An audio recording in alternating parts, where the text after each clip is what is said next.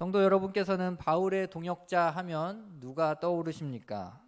우리가 잘 알고 있는 이름들이 있습니다. 바나바, 디모데, 디도, 브리스길라와 아굴라. 바울의 곁에는 참으로 믿음직하고 걸출한 동역자들이 많이 있었습니다. 오늘 말씀에서는 우리가 에바브로디도라는 바울의 훌륭한 동역자에 대해 살펴보고자 합니다.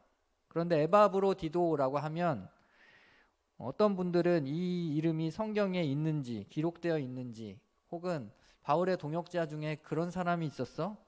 이렇게 의문을 가지고 계신 분들도 계실 것 같습니다. 왜냐하면 에바브로디도는 빌립보서에만 등장을 하고 있고 또 성경에서 비교적 덜 언급되는, 잘 알려지지 않은 인물이기 때문입니다. 그럼에도 우리는 에바브로디도의 충성과 헌신을 오늘 주목해서 살펴보아야 합니다. 세상의 기준에서 보면 에바브로디도는 보잘것없고 평범하고 또 한 달란트를 가지고 있는 작은 자일 수 있습니다. 하지만 하나님의 관점에서 보면 주님 안에서는 이러한 자들이 존귀한 자들이기 때문입니다. 오늘 본문의 29절 말씀에서도 바울이 에바브로디도를 가리켜서 존귀하게 여김을 받을 자라고 소개하고 있습니다. 하나님과 하나님이 세우신 영적인 지도자 바울에게 있어서 존귀히 여김을 받는 사람은 과연 어떤 사람인지 오늘 말씀을 통해서 우리가 함께 살펴보기를 원합니다. 우선 에바브로디도에 대해서 살펴볼 때에 본문의 배경을 먼저 살펴볼 필요가 있을 것 같습니다. 에바브로디도의 부모가 누구인지, 그가 어디서 출생을 했고 또 어떻게 회심의 과정을 겪었는지는 성경이 우리에게 말해주고 있지 않습니다. 다만 그는 빌립보 교회의 신실한 그리스도인이었습니다. 당시에 사도 바울은 복음을 전하다가 로마 감옥에 투옥되었습니다. 이 사실을 알게 된 빌립보 교회는 그들의 작은 정성을 모아서 바울을 위하여서 선교비와 물품을 보내기로 결정을 합니다. 그 전달자 역할로 세웠던 사람이 에바브로디도였습니다. 빌립보서 4장 18절 말씀을 보겠습니다. 내게는 모든 것이 있고 또 풍부한지라 에바브로디도 편에 너희가 준 것을 받음으로 내가 풍족하니 이는 받으실 만한 향기로운 제물이요 하나님을 기쁘시게 한 것이라. 사도 바울은 에바브로디도 편에서 빌립보 교회의 정성을 받았다, 그리고 그것이 나를 풍족하게 하였다라고 이야기하고 있는 것입니다. 당시에 마게도니아에 위치한 빌립보 교회에서 바울이 수감되었던 로마까지의 거리는 약 1200km였다고 합니다. 오늘날과 같이 대중교통이나 차량이 발달되지 않았던 시기였기 때문에 이 당시에 이 거리를 걸어가기 위해서, 이 거리를 횡단하기 위해서는 약 한 달이라는 시간이 걸렸다고 합니다. 그만큼 한 달이라는 긴 여정을 통해서 도달해야만 하는 먼 장거리 여행이었던 것입니다. 더군다나 그 당시에는 치안이 열악한 상황 가운데 있었기 때문에 도둑과 강도가 들끓는 매우 험난한 여정이었을 것입니다. 이런 상황에서 복음에 필요한 선교비와 또 물품들을 짊어매고 1200km 이상을 홀로 걸어갔다라는 것은 사실상 목숨을 건 모험이었습니다. 그러나 에바브로디도는 바울을 위로하고자 고향과 친구와 자기의 가족들을 잠시 머물러 두고 무리한 여행을 감행했던 것입니다. 단순히 거리만 문제가 되었던 것은 아닙니다. 당시에 사도 바울은 로마 제국에 복음을 전했다는 이유로 투옥되어 있었습니다. 즉 그의 신분이 죄수의 신분이었다라는 것입니다. 로마인들이 바울에게 사형을 선고한다면 그 곁에서 그의 쓸 것을 공급하였던 에바브로디도 역시 충분히 의심을 사고 위험에 노출될 수 있는 상황이었던 것입니다. 하지만 이 사실을 알고 있었던 에바브로디도는 바울을 향한 그 걸음을 포기하지 않고 그럼에도 불구하고 바울을 위로하기 위해서 빌립보 교회가 보낸 선교비를 가지고 그 먼 장거리 여행을 떠난 것이죠. 그런데 로마에 도착한 이후에 에바브로디도의 몸 상태가 심상치 않았습니다. 무리한 여정 탓인지 아니면 중간에 다른 원인으로 도중에 그가 병에 들었는지 정확한 사유는 알 수가 없습니다. 하지만 본문 27절 말씀에 의하면 그는 병들어 죽게 되었다라고 바울이 이를 언급하고 있습니다. 언어 표현에 의하면 그가 죽음에 가까워졌다라는 표현을 쓰고 있습니다. 즉 에바브로디도는 병들어서 거의 죽게 된 상황에 놓여 있었던 것입니다. 하지만 놀랍게도 27절 하반절에서 하나님의 반전이 이루어지게 됩니다. 27절 말씀을 같이 읽겠습니다. 그가 병들어 죽게 되었으나 하나님이 그를 긍휼히 여기셨고 그뿐 아니라 또 나를 긍휼히 여기사 내 근심 위에 근심을 면하게 하셨느니라. 아멘. 하나님께서 에바브로디도를 긍휼히 여기셨다라고 말씀하고 있습니다. 이 표현은 하나님께서 에바브로디도를 회복해 하셨다라는 것입니다. 죽을 병에 걸렸지만 하나님께서 그를 불쌍히 여기사 그를 다시 소생케 하신 것입니다. 바울은 감옥 생활이 아직 끝나지 않았지만 에바브로디도를 다시 빌립보 교회로 돌아가도록 합니다. 그 이유가 무엇이겠습니까? 28절 말씀을 한번 보겠습니다. 그러므로 내가 더욱 급히 그를 보낸 것은 너희로 그를 다시 보고 기뻐하게 하며 내 근심도 덜려 함이니라. 바울은 빌립보 교회가 에바브로디도의 중병으로 인하여서 근심하고 걱정하고 있는 사실을 알고 있었기 때문입니다. 그래서 속히 그를 돌려보내서 빌립보 교회로 하여금 그들이 에바브로디도의 회복 소식을 듣고 기뻐하도록 안심하도록 했던 것입니다. 계속해서 29절 말씀에 보면 사도 바울은 이와 같은 말을 덧붙입니다.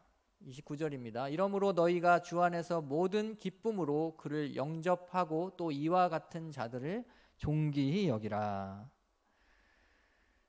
빌립보 교회로 돌아간 이 에바브로디도가 그 교회에서 환대를 받도록 특별히 언급하고 있는 것입니다. 서둘러 되돌아가는 에바브로디도를 위로해주고 그를 존경할 만한 사람으로 존귀히 여기라고 말하고 있습니다. 그를 기쁘게 맞이하기를 사도 바울은 간절히 바랬던 것입니다. 이제 본격적으로 에바브로디도가 어떤 인물이기에 바울의 동역자로서 그가 인정받을 수 있었는지, 그를 존귀히 여길 만한 사람이라고 표현하고 있는지 함께 살펴보려고 합니다. 첫 번째입니다. 에바브로디도는 함께 일하는 법을 아는 사람이었습니다. 빌립보서 2장 25절 말씀을 같이 읽겠습니다.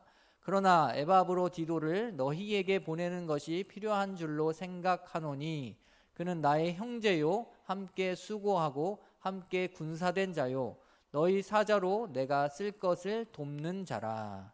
아멘. 25절 말씀을 보게 되면 사도 바울은 에바브로디도를 어떻게 표현하고 있습니까? 그는 나의 형제이다. 그는 나와 함께 수고한 자이다. 함께 군사된 자이고 빌립보 교회가 사자로 보낸 사람이고 나의 쓸 것을 돕는 자다라고 표현하고 있는 것을 보게 됩니다. 여기에서 우리가 주목해서 반복되는 용어를 살펴보면 바로 함께라는 표현입니다. 하나님이 쓰시는 사람들은 함께 일할 줄 아는 사람이어야 합니다. 하나님의 꿈은 원대하고 위대하기 때문에 우리의 혼자의 힘으로는 감당해낼 수 없기 때문입니다. 그래서 하나님께서는 우리에게 동역자를 보내주시고 교회라는 공동체로 우리를 묶어주신 것입니다. 예수님 역시도 제자를 선택하실 때에 한 사람이 아니라 12제자를 부르심을 볼 수가 있고 전도대로 파송할 때에도 둘씩 짝을 지어서 전도대를 파송하는 모습들을 우리가 복음서에서 볼 수가 있습니다. 우리는 혼자 일할 때보다 함께 일할 때에 더 크고 위대한 일을 감당할 수 있습니다. 스코틀랜드산 클라이즈데일이라는 말이 있습니다. 이 말을 조련하는 조련사에 의하면 보통 말 한 마리가 끌 수 있는 마력, 힘은 대략 7,000파운드라고 합니다. 그런데 산술적으로 보면 두 마리가 말을 끌면 7,000 곱하기 2, 그러니까 14,000파운드가 되어야 하는데 실제적으로 이 두 마리가 끌 수 있는 짐의 무게는 25,000파운드라고 합니다. 한 마리가 끌 수 있는 짐의 몇 배입니까? 3배인 것입니다.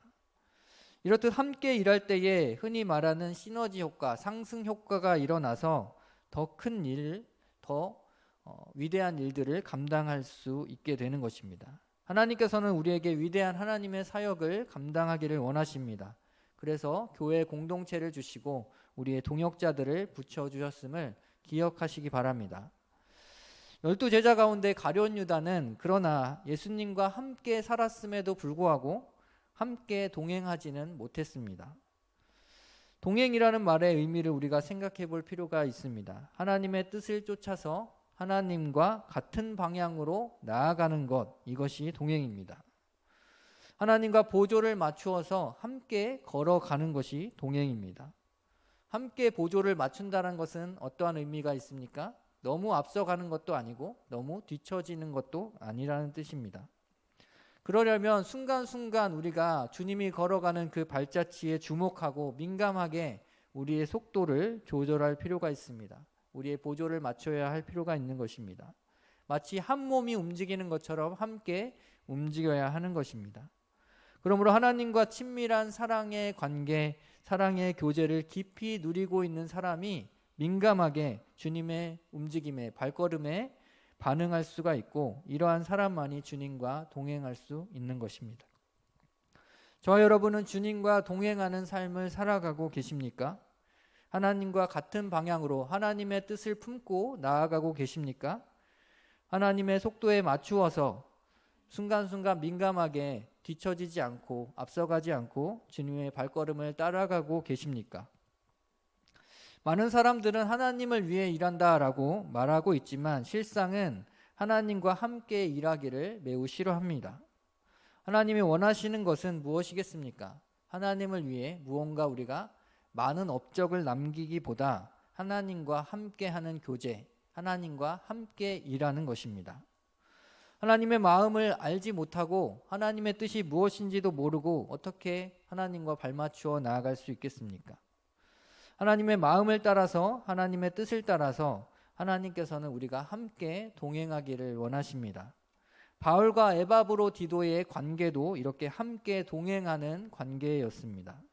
그러므로 우리 역시도 하나님과 함께 발맞추어 나아가는, 또 하나님의 사람들과 함께 일하는 방법을 배워서 지혜로운 동역자로 세워갈 수 있는 우리 송원교회 모든 영가족 되시기를 바랍니다. 두 번째로 에바브로디도는 어떠한 사람이었습니까? 충성된 사람이었습니다. 빌립보서 2장 30절 말씀을 같이 보겠습니다. 그가 그리스도의 일을 위하여 죽기에 이르러도 자기 목숨을 돌보지 아니한 것은 나를 섬기는 너희의 일에 부족함을 채우려 함이니라. 아멘. 에바브로디도는 죽기에 이르러도 자기의 목숨을 아끼지 않고 돌보지 않고 사도 바울과 복음을 위하여서 그것을 헌신한 사람이었다. 충성된 사람이었다. 죽기까지 충성한 사람이었다라고 사도 바울은 에바브로디도를 평가하고 있습니다. 바울이 에바브로디도 하면 떠오르는 단어는 아마 충성이었을 것입니다. 그는 자신에게 맡겨진 일을 이루기 위하여서 자신의 생명까지도 걸고 많은 헌신을 보여주었기 때문입니다. 우리가 앞서 살펴본 대로 이 에바브로디도가 사도 바울을 찾아간 여정은 결코 쉬운 과정이 아니었습니다. 바울과 복음을 위하여서 약 1200km의 거리를 홀로 걸어가는 목숨을 건 모험이었던 것입니다. 사실 에바브로디도는 자신이 직접적으로 복음을 전하거나 선교를 했던 것은 아닙니다.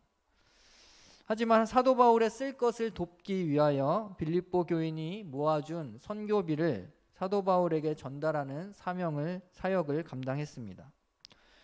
사도 바울은 빌립보서 4장 18절에서 이렇게 고백하고 있습니다. 빌립보서 4장 18절을 같이 보겠습니다. 내게는 모든 것이 있고 또 풍족한지라 에바브로디도 편에 너희가 준 것을 받음으로 내가 풍족하니 이는 받으실 만한 향기로운 제물이요 하나님을 기쁘시게 한 것이라. 아멘. 에바브로디도 편에서 받은 제물, 즉 선교비와 그 물품들을 가리켜서 사도 바울은 뭐라고 지칭하고 있습니까? 이는 받으실 만한 향기로운 제물이고 하나님을 기쁘시게 한 것이다. 바울의 그 복음 전도 사역에 직접적으로 참여했던 것도 아니고 에바브로디도는 단지 그 빌립보 교회가 보내준 선교비와 물품을 전해준 것뿐입니다. 그럼에도 불구하고 그것은 사도 바울 자신을 기쁘게 한 것, 또 사도 바울의 마음을 흡족하게 한 것을 넘어서 누구를 기쁘게 하였습니까? 하나님을 기쁘게 했다라고 고백하고 있습니다. 이것은 하나님께 드려지는 향기로운 제물이다라고 고백하고 있습니다. 본문의 25절 말씀에서도 사도 바울은 에바브로디도를 내가 쓸 것을 돕는 자라고 표현하고 있습니다. 내가 쓸 것을 돕는 자. 여기 사용되고 있는 돕는 자란 용어는 원어로 보면 레이투르고스라는 말입니다. 레이투르기아가 예배라는 말인데요. 즉 예배적 용어를 사용하고 있는 것입니다. 그래서 레이투르고스 하면 하나님을 섬기는 자를 가리킵니다. 하나님을 섬기는 자, 예배하는 자입니다. 분명히 에바브로디도는 사도 바울을 섬기고 시중을 들었습니다. 하지만 사도 바울은 에바브로디도의 시중과 섬김을 무엇으로 보았습니까? 하나님을 향한 섬김이다라고 보았던 것입니다. 그의 봉사를 예배적인 용어로 이야기하고 있습니다. 왜냐하면 빌립보 교회가 바울을 위해서 보내주었던 선교의 물품들, 그리고 에바브로디도가 바울을 시중 들었던 섬김은 모두 하나님 나라를 위해서 행하여졌던 거룩한 섬김이었기 때문입니다. 하나님을 위해서 행하였던 일은 세상이 볼 때는 마치 작은 일인 것처럼 보일지라도 하나님이 기뻐하실 만한 거룩한 향기로운 예물이심을 기억하시기 바랍니다. 송원교회 영가족 여러분께서 교회를 위하여 섬기는 그 봉사는 어찌 보면 작은 것일 수 있습니다. 남들이 볼 때는 하찮아 보이는 것일 수 있습니다. 하지만 이것이 오늘 사도 바울이 표현하였던 것처럼 하나님께 드려지는 향기로운 제물임을 기억하시기 바랍니다. 하나님이 기뻐하실 만한 일임을 기억하시기 바랍니다. 하나님은 이렇게 작은 일에 충성된 자를 사용하십니다. 작은 일에 충성된 자에게 하나님은 더 큰 것을 예비하시고 맡기신다고 하였습니다. 하나님은 충성된 분이심을 믿으시기 바랍니다. 충성된 하나님은 충성된 자를 사랑하십니다. 셋째입니다. 에바브로디도는 주님의 사랑으로 충만한 사람이었습니다. 우리 빌립보서 2장 26절 말씀을 보겠습니다. 그가 너희 무리를 간절히 사모하고 자기가 병든 것을 너희가 들은 줄을 알고 심히 근심한지라. 26절에서 우리가 주목해 볼 것은 에바브로디도의 근심이 자기 자신을 향한 근심이었는지 빌립보 교인을 향한 근심이었는지입니다. 그는 자기가 병들어서 당장 죽게 되었음에도 불구하고 자기 자신을 위하여서 근심하지 않았습니다. 오히려 이 에바브로디도는 자기의 병든 소식을 듣고 근심하고 있었던 빌립보 교인들을 향하여 근심하였던 것입니다. 중병에 걸려서 죽을 지경인데 오롯이 성도들의 안위를 생각하며 처지를 생각하며 그들을 위하여 근심하였던 에바브로디도의 모습을 우리는 보게 됩니다. 이러한 모습은 사도 바울에게서도 우리가 발견해 볼 수가 있습니다. 우리 27절 말씀 보겠습니다. 그가 병들어 죽게 되었으나 하나님이 그를 긍휼히 여기셨고 그뿐 아니라 또 나를 긍휼히 여기사 내 근심 위에 근심을 면하게 하셨느니라. 분명 에바브로디도가 치유를 받은 것은 하나님의 놀라운 은혜이고 또 이것은 에바브로디도가 하나님께 감사해야 할 제목일 것입니다. 하지만 사도 바울은 이것이 마치 자신의 일인 양 내 근심이 사라졌다, 내 근심을 면하게 하셨다라고 고백하고 있는 것입니다.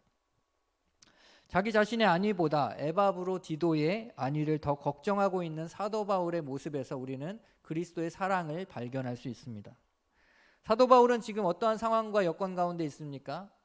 그는 로마 감옥에서 투옥되어서 고초를 당하고 있습니다. 하지만 자신의 그 고통보다 자신의 안위보다 에바브로디도를 더 걱정하고 있는 것입니다. 빌립보 교회는 에바브로디도의 상태를 걱정하였고 에바브로디도는 반면 그 걱정을 하고 있는 빌립보 교회를 또 걱정하였고 바울은 이 둘 사이에서 같이 걱정하고 있습니다. 재밌는 관계이죠. 여기에서 우리는 교회의 염려를 자기의 아픔으로 생각하였던 또 교인의 근심을 자기의 고통으로 여기는 참다운 교회와 성도의 모습을 발견합니다. 이것이 바로 사랑으로 충만한 주님의 사랑으로 가득한 교회의 모습이 아니겠습니까? 이러한 모습이 오늘 우리 자신에게 있는지 우리 송원교회 안에 있는지 되돌아보았으면 좋겠습니다. 송원교회 모든 영가족이 빌립보 교회와 같이 또 바울과 에바브로디도와 같이 자기 자신의 안위와 편의보다도 다른 사람의 안위와 편의를 걱정하고 또 성도와 교회의 이웃의 문제를 같이 근심하고 고민할 수 있는 하나님의 사랑으로 충만한 교회와 성도들 되시기를 간절히 바랍니다.